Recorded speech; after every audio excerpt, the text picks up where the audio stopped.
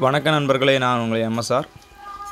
இந்த பதிவில் என்ன பார்க்க போகிறோம்னாக்கி, நம்ம ஒரு தென்னந்தோட்டத்துக்கு தேங்காய் பறிக்க போனோம். தேங்காய் பறிக்க போன இடத்துல இந்த சின்ன தென்னம்பிள்ளையை பார்த்தோம். ஆக்சுவலாக ஏற்கனவே நடவு செய்து வச்சது இல்லை, தேங்காய் விழுந்து முளைச்சது.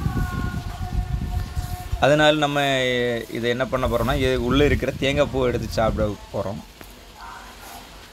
இதில் தேங்காய் பூவில் இருக்கிற பெனிஃபிட் பார்த்திங்கன்னா, அதாவது நன்மைகள் பார்த்திங்கன்னா, முதல்ல வைட்டமின் சி இருக்குது இதில்.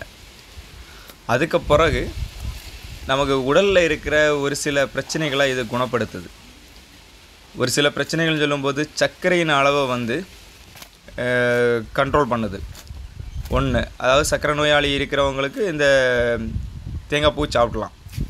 ரெண்டாவது விஷயம் பார்த்திங்கன்னா, நமக்கு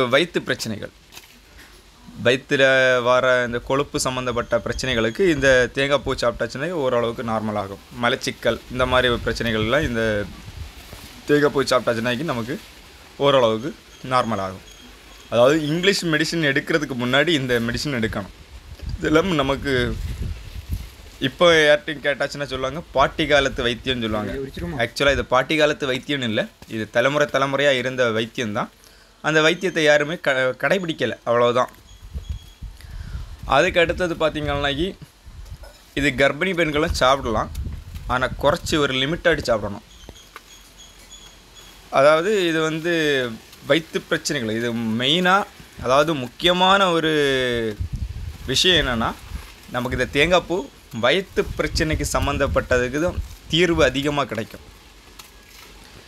முடிஞ்ச அளவுக்கு இதை ஷேர் பண்ணுங்கள். அதாவது வயிற்று பிரச்சனைக்கு சம்மந்தப்பட்ட நோய்களுக்கு தேங்காய் பூ ஒரு எளிமையான ஒரு மருந்து.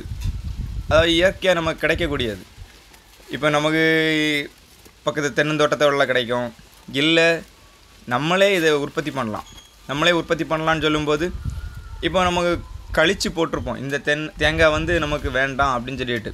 சில தேங்காய்கள் உரிக்கிறது கஷ்டமாக இருக்கும், சின்ன தேங்காயாக இருக்கும். இது சமையலுக்கு எடுக்க முடியாத தேங்காய்களாக இருக்கும். சமையலுக்கு எடுக்க முடியாத தேங்காய் மீன்ஸ் சின்ன தேங்காய்களை தான் நான் சொல்கிறேன். அந்த மாதிரி தேங்காய்களை நீங்கள் ஒரு இடத்துல மண்ணில் போட்டு புதைச்சி வச்சா போதும். அது ஒரு 4 மாதத்துல முளை வெட்டுறோம்.